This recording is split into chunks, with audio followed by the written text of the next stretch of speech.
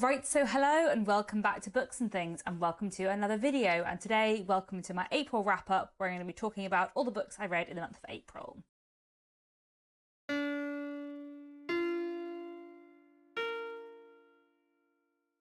So I read 13 books in the month of April, and I read some really fantastic things this month. So let me get straight into the books, and I will start off, as I often do, with some classics. In April, I read A Life for a Life by Dinah Mulock-Crape, which was amazing. Just probably my favourite book of the year so far. Yeah, I think definitely my favourite book of the year so far. This is a Victorian novel told from two perspectives. One is Dora, a young woman in her mid-20s who is feeling unsatisfied with life, who is lonely and feels sort of a bit forgotten about in her household. And one day at a ball, she meets a man who is sort of 10-15 years older than her, and they begin to talk to each other and sort of form a bond. And the other perspective in the novel is his perspective, and it is clear from the beginning that he has a secret weighing down on him that affects his life.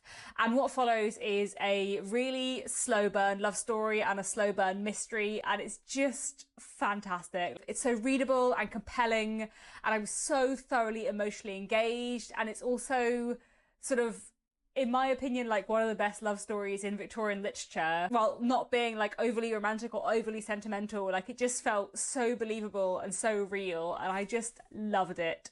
So yeah, A Life for Life was incredible. Just such a fantastic, underrated Victorian novel that I would highly recommend. The edition that I'm reading here is one produced by Victoria's Archives, who are a publisher publishing out-of-print Victorian books. I will leave where you can find this edition down below, because it is quite hard to find physical editions of A Life for Life otherwise, and I really recommend it. It was just so good. Like I said, probably my favourite book of the year so far. This was just outstanding Victorian literature. It's been years since I read a new to me Victorian novel that wasn't by Anthony Trollope, that I loved as much as I loved this. Yeah, what a book, what a book. Talking of Anthony Trollope, something else I read in April was John Caldergate, my final novel by Anthony Trollope. So I've now read all of his 47 books. In my mind, this happened ages ago because I've made so many videos talking about this already, but it was in April that I finished reading John Caldergate, and yeah, this was fantastic. I'm very glad that I finished with this one because it was a really strong read. John Caldergate begins with a young man called John Caldergate who has got into debt at university, kind of got into a bit of trouble, and he decides he's going to go to Australia in order to try and make his fortune in the gold mines. So he goes out to Australia, and I initially thought the whole book was going to be him in Australia, but actually that's only sort of the first quarter. Really, the novel is about what happens when he comes back to England from Australia and how choices he made when living in Australia end up impacting his life back in England very drastically. And it's a really difficult book to talk about without spoilers. It's so good, but the things that make it really interesting and that are like, oh, I wasn't expecting to find that in this Victorian novel. To speak about those things would be massive spoilers, but it is such a fascinating book, and it's a very different Victorian novel. Really compelling, like an absolute page turner. I was so like curious to see what was going to happen, and Anthony Trollope does some very clever things with like what he does and doesn't tell the reader, and it's just great. I just thought John Caldergate was a really strong Anthony Trollope novel, but I would highly recommend, and yes, a lovely one to finish off my 10.5-year project of reading all of the works of Anthony Trollope. So there we go. We're not done with the Victorians, because in April I also reread The Woodlanders by Thomas Hardy, which I loved rereading so much. It was a really great month for Victorian reading for me. The Woodlanders is probably my favourite Thomas Hardy novel. So in April I read this for the third time. I didn't read it physically, I listened to the audiobook. I will put a picture up on the screen of the edition that I listened to, and I love The Woodlanders so much. I just think it's a really fantastic novel. So The Woodlanders tells a story of a young woman called Grace Melbury, whose father is a timber merchant living in the sort of woodland area of Wessex, and her father is working class but has made quite a lot of money and decides to have his daughter Grace educated as a lady. So Grace comes back to this very small hamlet that she is from, and suddenly her manners and her behaviour and her clothing and her education are quite different from those of the people around her. For a long time, there has been a suggestion that one day Grace might marry a man called Giles Winterbourne, but once Grace comes home from school, so educated and so refined, her father starts to think maybe she could do better. And it's a book about class and social mobility and social position, as well as about love and loyalty and so much more. I find The Woodlanders so powerful, so moving, so clever and thought-provoking, and I think the ending works really well, and that's not something I feel is true of all Thomas Hardy books. I love his books a lot, but quite often the ending like lets it down a little bit, whereas in The Woodlanders I do think the ending works and achieves something I think he's often trying to achieve in his endings, and I don't think he always does manage to achieve, if that makes sense. And yeah, I just love The Woodlanders a lot. I think it's incredible, and I highly, highly recommend it. Probably my favourite Thomas Hardy. We only have now 3 Thomas Hardy books left to go in the Thomas Hardy Read Along, hosted by Jen the Librarian, that I've been really enjoying doing over the past year, I guess. And I'm looking forward to doing a big tier ranking of Thomas Hardy's books once I have finished rereading them all. Then next, another reread, and something else I read on audiobook was The Secrets of Chimneys by Agatha Christie.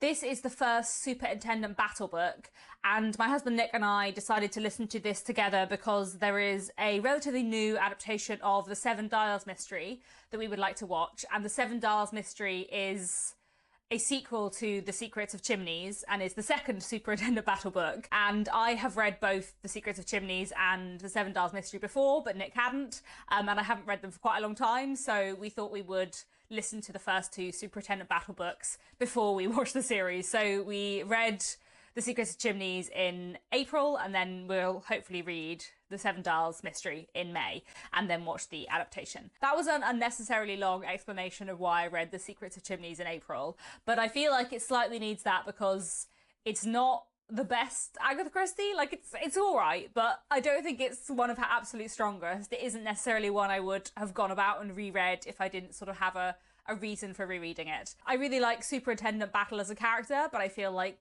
The Secrets of Chimneys has a slightly silly plot in some places. It's definitely one of those Agatha Christie books that's sort of more of an adventure novel than a murder mystery, and I definitely prefer her like out and out murder mysteries. I feel like I'm just less excited in the political intrigue, and I also feel like her murder mysteries hold up better on a reread than her more adventure-y ones. Anyway, The Secrets of Chimneys is a complicated story to do with some memoirs from a foreign statesman. There are some murders, this being an Agatha Christie novel, but there's also a lot of political intrigue and various dramatic things happening at a country house with the possibility of a stolen diamond, etc. I enjoyed it, it's good fun. I like the character of Superintendent Battle a lot, but there are other characters that I find quite annoying, so it's not my favourite Agatha Christie. Then the next book I read in April, sticking with the 1920s, was Willowes by Sylvia Townsend Warner.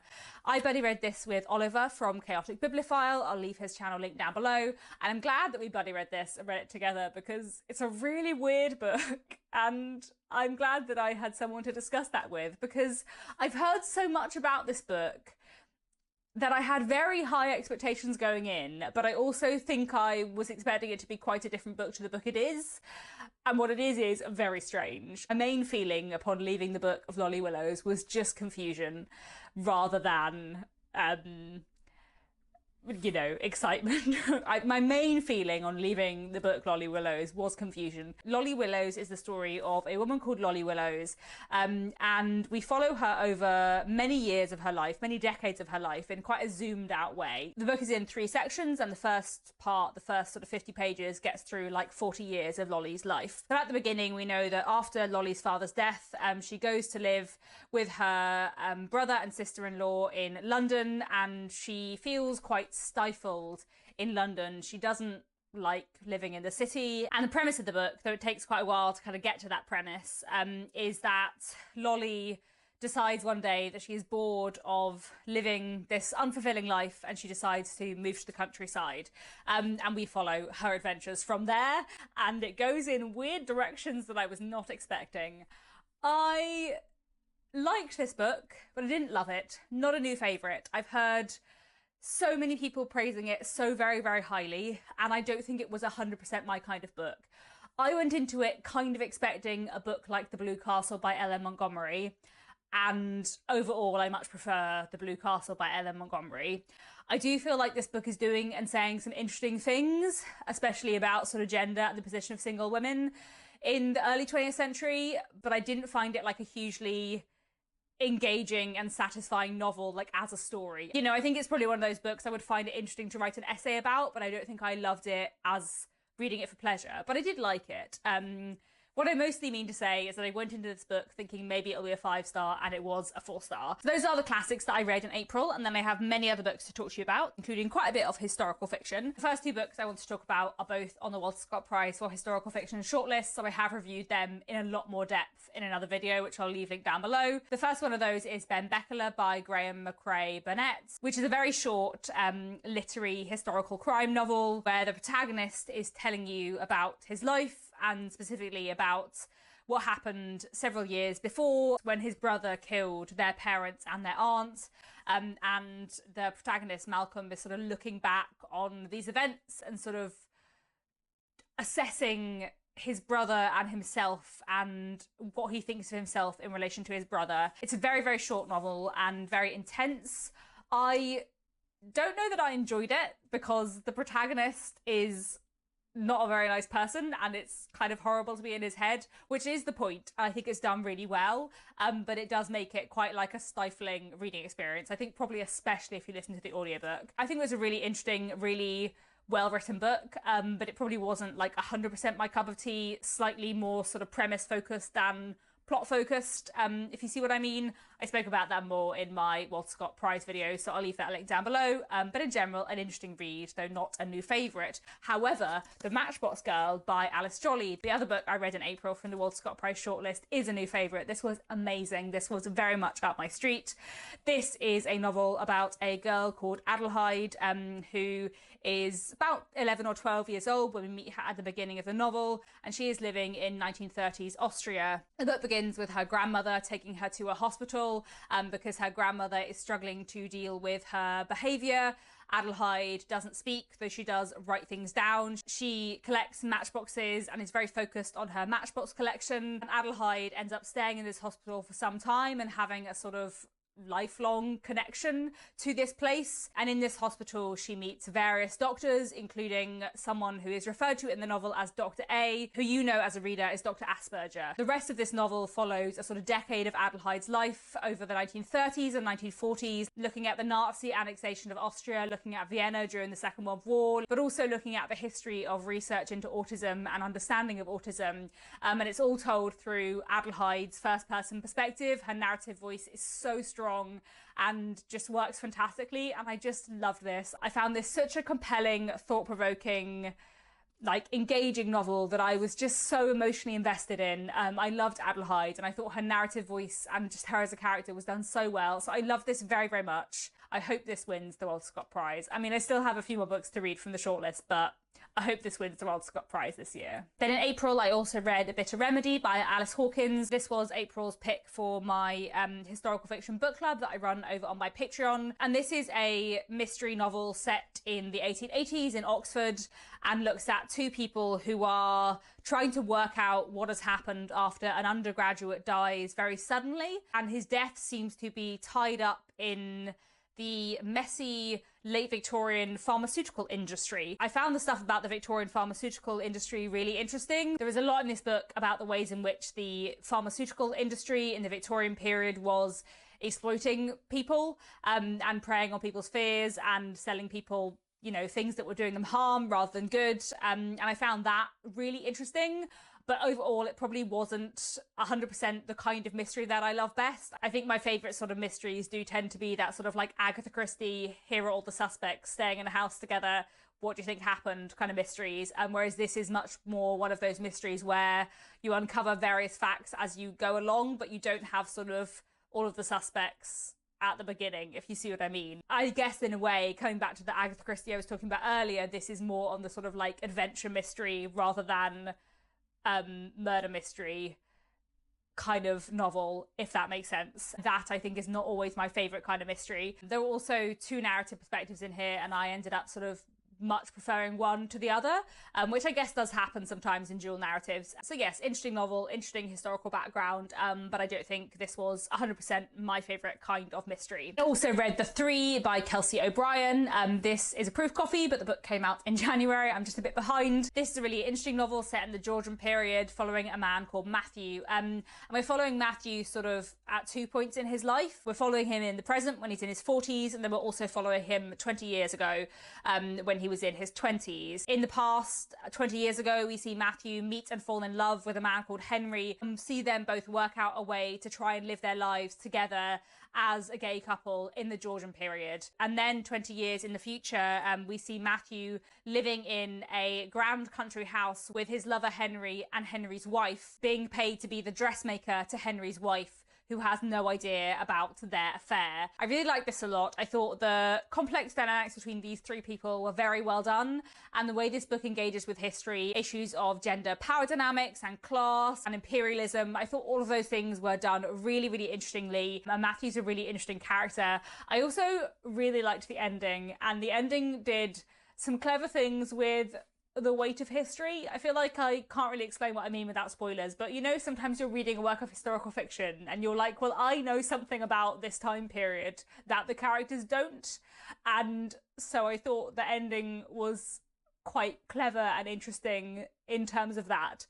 So yeah, really like this a lot, would highly recommend. And then I read The Vanishing Half by Brit Bennett, and goodness was this fantastic. Oh, I love this so much. I'm so glad that I finally read this. I've been meaning to read it for so long, and it was just incredible.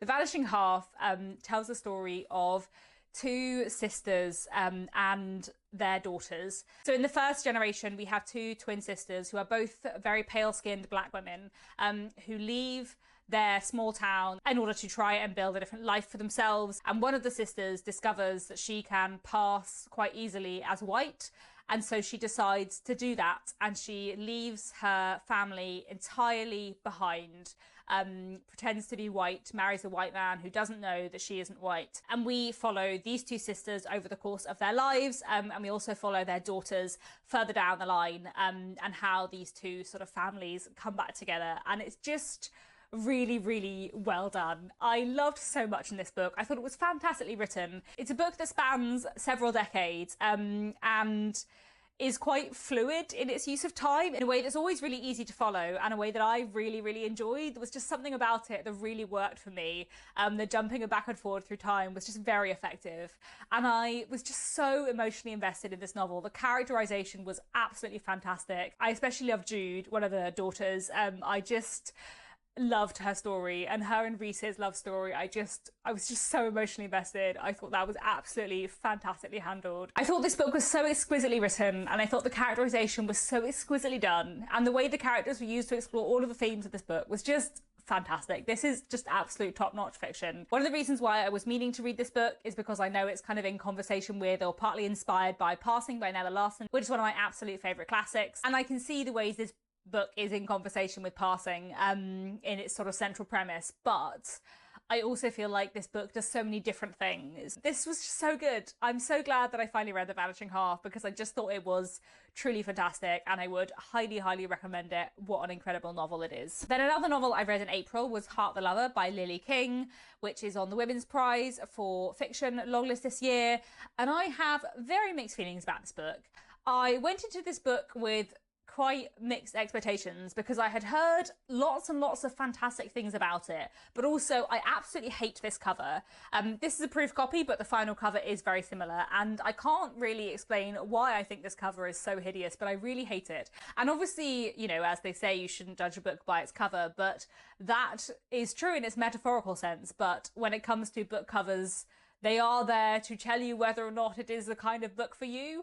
And sometimes that isn't right, but every now and then a book says to you, this isn't a book for you, Katie, and it's telling you the truth. This book is split into three parts. In the first part, our narrator is in her early 20s at university, and she meets two men, and it's about her relationships with these two men. And then in the second section, we jump sort of a good 15, 20 years into the future, and then in the final section we jump a sort of another 8 years into the future. So we pick up with this woman at various different points in her life and look at her relationship chiefly with one person from university. I felt very differently about the 3 sections in this novel. The first section I really didn't like. It definitely didn't feel like it was a book for me at all. I found everything quite like overwrought, and I just found the characters a bit like over melodramatic and a bit pretentious, and there were definitely a few moments that I think were meant to be like emotional that I found hard to take seriously, and then the second section I liked more, but it's also suddenly told in second person. I mean, it's still first person, but you know, there's an I and a you. It's addressing someone, which part 1 and 3 aren't, which I thought was odd. I don't know, that felt very out of place to me. And then the third section of the book I thought was fantastic, really moving, very emotionally engaging. I was very invested. Halfway through this book I was like, should I just give up? And then after I finished it I was like, what a wonderful final section, if only the whole book had been like that. I feel like this book would have been a lot more to my taste if instead of having big time jumps between the 3 sections it had been, say, a dual narrative with a present strand with the main character in her 40s, dealing with everything she's dealing with in part 3, alternating with chapters of her in her early 20s. I feel like I would have found that much, much, much more satisfying as a reader, which I think mostly means this just isn't a book for me at all, especially because I feel like most things I've heard about it have been exceptionally positive. This kind of reminded me in tone and style of My Name is Lucy Barton by Elizabeth Strout, which I also didn't hugely get on with. And I think maybe it's just, you know, a case of not the right kind of style for me. Then another book I read in April was The Battle Drum by Sarah El-Arifi. This is a fantasy novel that I listened to on audiobook. It is the second in the Ending Fire trilogy, and I loved it so much. It was fantastic. I have very little I can say about it because it's the second book in the series. The first book in the series, The Final Strife, sets up this really interesting world where all sort of social hierarchy is based on blood colour. So there are people with red blood and they are at the top of the social hierarchy. Then there are people with blue blood who are in the middle, but really sort of quite near the bottom, like they are treated very, very badly, and then treated even worse than them are the people with clear blood. And in the first book we're following 2 women, Scylla and Honor, as they try to navigate this world, and there's a lot of like complicated politics and magic going on that I won't get into. And then in book 2 we pick up where book 1 left off, but also introduce a lot of like really new interesting elements. I was so impressed when I read The Final Strife several years ago now by the world building and the characterization and the richness of the themes, and I kind of wasn't sure if book 2 would like continue to maintain that momentum, but it really did. And I feel like the new world building elements added in were fantastic, and the twists and turns of the plots were so good. And I loved how there were some characters who we had met in book 1 who like different things were done with in book 2, and I just thought it was so well done. I loved it hugely. So I really must read book 3 soon and not let it be another like 3 years before I read book 3, because I love this series a lot. I think Sarah El-Arifi is just so talented, and yeah, I thought this was incredible. So there we go. Then the final book I have to talk about in today's wrap up is a non-fiction book that I was listening to on audiobook. This is The Compendium of Not Quite Everything by John Elledge, which I was mostly listening to as a going to sleep audiobook. It is basically a compendium of random facts. And it was a good sleep audiobook because it's a sort of short non-fiction in bite-sized pieces, and I found it interesting and learnt some random facts about, you know, the world's tallest buildings, the world's longest rivers, and various other random things like that. It's not a book I would say is like a must read, but if you like to listen to gentle non-fiction while trying to get to sleep, then it might be a book for you. So there we go. Those are the books that I finished in April. It was a really good reading month. I read some great things. I definitely didn't get through everything on my TBR, so some things will be carrying on into May or later on in the year, but I am really pleased with what I read. I think many books that I read in April will be making it into my sort of favourite books of the year video at the end of the year, which is always lovely to think about. Do let me know down in the comments if you read anything particularly wonderful in April. Thanks very much for watching, and I'll be back very soon with another bookish video.